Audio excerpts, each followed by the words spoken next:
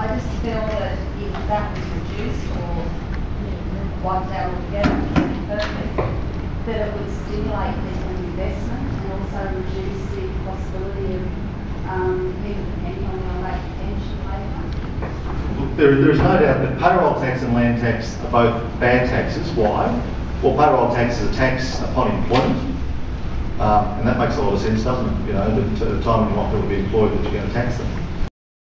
What we want to know is, as a Liberal government, if you do come to power, which I hope, you know, maybe you should, will you change that philosophy within the government so that business people will have a direction at last where we can actually start saying, okay, we wish to invest here or we wish to invest there. We know that we have a future for ourselves, our family and the people of New South Wales. We have people in this area at the moment, in the industrial area up here, who've lost sales in property, who can't make investments in property. And why? Because under a shaded cloth, so to speak, zonings are being changed, and we've all been notified at the last minute. Even our local council did not even put in a submission to say that they protested changing of our zonings. Now, is it because government is not communicating with bureaucracy, or is it just bureaucracy have built their own ivory towers and said, to hell with government, we don't care what you do, you just rubber stamp what we say we want. That's what we want to know if you're going to change. Thank you, Anthony. They don't mess around out here, do they? Look, the reason we have, whether that decision in relation to the rezoning of the industrial estate, the problems that have afflicted this area in the non-delivery, is because we don't have a government focused on the needs of Riverstone.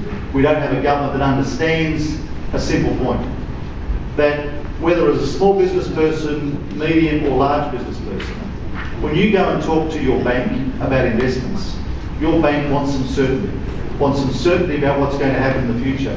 And without that sort of certainty, you know, banks, even the most generous investor banks, will never be able to provide you with that funding. So we understand that if we want to make New South Wales, if we want to make New South Wales more attractive to investment, we need to provide the certainty about planning decisions, and that's about land release, it's about land that's earmarked for employment purposes, and about certainty about the way in which they'll be zoned. It's about certainty in relation to infrastructure. It's about ending the farce that saw much of this area developed before Windsor Road was at the level it should have been, and ends the farce where, you know, politicians dangle out each election campaign promises of rail links that never seem to materialise. And Anthony, it's about understanding that if we don't do that, we're not only going to fail Riverstone, we're not only going to fail business people in Riverstone, we fail the state. And so what I'm about, which might sound unusual to you all, is constraining the politics. Politics has got in the way of too much in New South Wales. And so when it comes to transport planning and delivery, we're talking about an integrated transport agency, a single agency for Sydney, that lifts planning and delivery infrastructure away from the individual agencies. Let the individual agencies concentrate on running services. Another formal Riverstone question. Just with the state government, just to go on with what Anthony was saying, I have been immediately affected by the state's draft to rezone Riverstone heavy industrial to light industrial, in the tune that I've got a small business and I'm trying to expand it. I've just built a new premises. I've done my math calculations and I can build the new premises providing I sell a industrial block in Riverstone. Now, I had the block of land sold under 4A. Now, the draft come out on the day that I was due to get the deposit, and the gentleman withdrew the sale. So, therefore, I'm stuck with a $400,000 block of land, which I cannot sell at the moment. I've had to withdraw it from the market. I'm paying land tax on it, I'm paying interest on it, and I'm paying rates on it, to the tune of approximately $1,000 a week. I was just wondering if we can get any answers out of the state government, possibly as to where I stand. To understand the importance of those assets to small business operators, it fails to appreciate that even putting up a draft plan can have significant consequences for people.